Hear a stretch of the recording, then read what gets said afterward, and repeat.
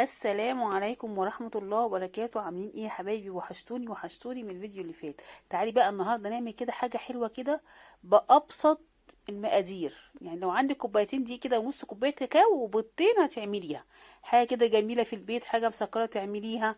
طبعا لان احنا دلوقتي في الصيف وتحس ان احنا ملناش نفس للاكل.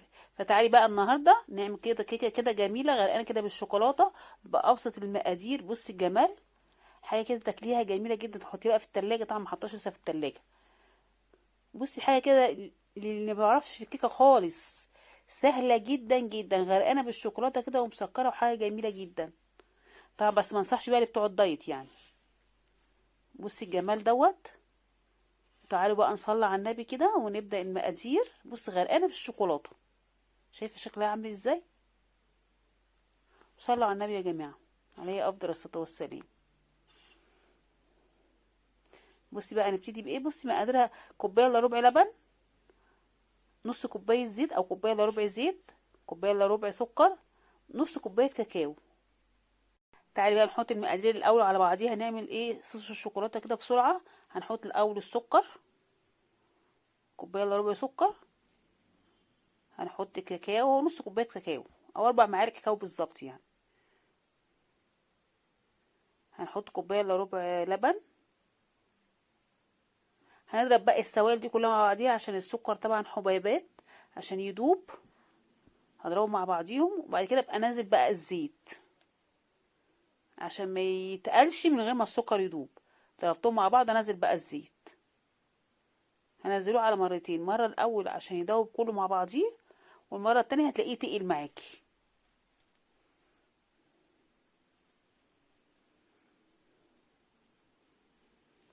هكمل بقى بقيه كميه الزيت.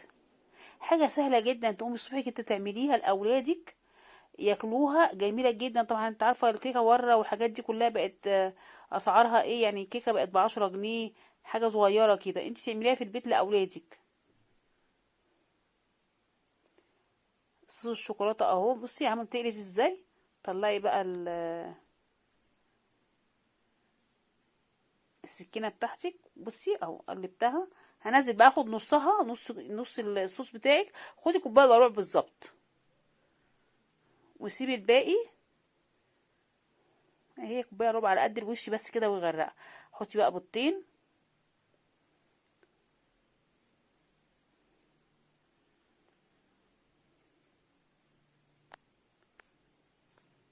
على نص كوبايه لبن. على رشه فانيليا، رشه الفانيليا الاول.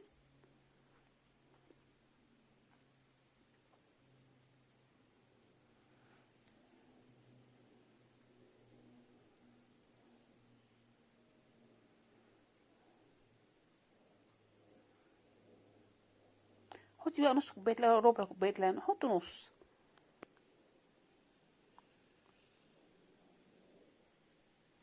ضربتهم بقى ضربه كويسه. بصي طبعا الشوكولاته فكت وكل حاجه ايه، بقت عامله زي السائل شويه ايه، فضيتها.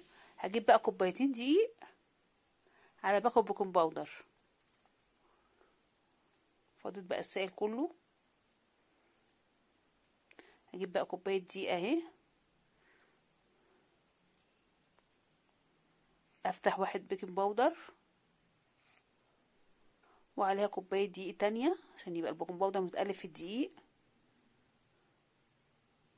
اقلب بقى السائل مع كله مع بعضيه تقليبه خفيفه كده لحد ما الدقيق بس يندمج مع السائل. بمضرب كده السائل كده واعمليها. بص لحد ما الدقيق يضيع، بس ما تقعديش تضربي فيها جامد عشان ما تعمليش معاكي عرق.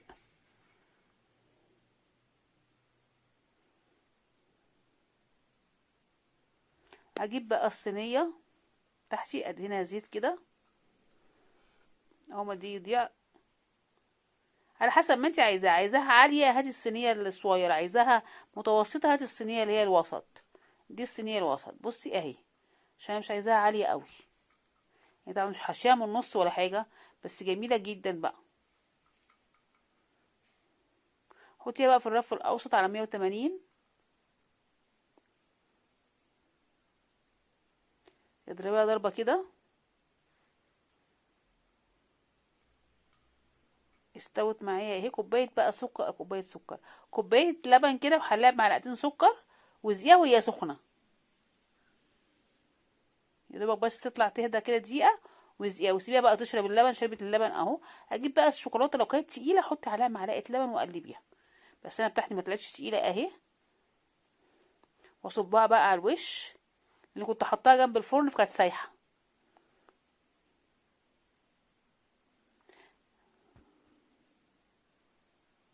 سيحيها بقى على وش كيك كده وسيبيها شويه كده في التلاجة، وتعالي بقى كلي منها ساقعه كده، حاجه كده جميله.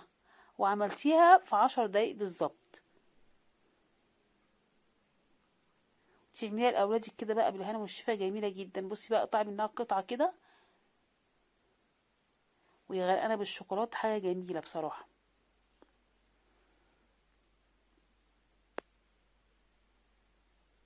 والسلام عليكم ورحمه الله وبركاته، والقاكم ان شاء الله في الفيديو الجاي باذن الله على خير وسلامه.